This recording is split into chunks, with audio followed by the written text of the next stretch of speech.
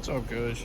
I am just recording a quick video to talk about the Driveshaft on E39 5 Series. This is an 01 540 with the 6-speed.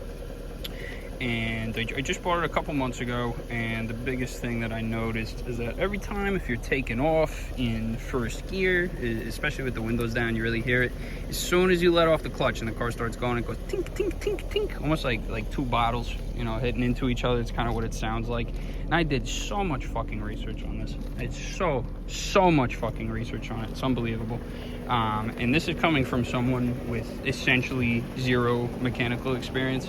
I was able to take the drive shaft off myself, you know, take the exhaust, put it all back on. One man, you know, I didn't need anybody. As long as you have jacks and jack stands, you can get it done. But I've heard so many things online that it's the U-joint, that you need to replace the entire fucking drive shaft, that, you know, it's this, that, and the other thing.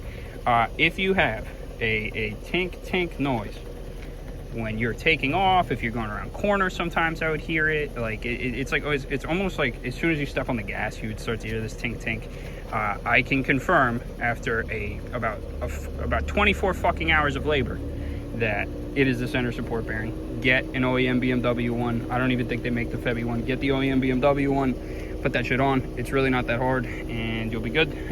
That will fix your issue. You don't need a whole fucking $1,000 drive shaft. You don't need anything else. That'll fix your problem. Just want to clear some stuff up.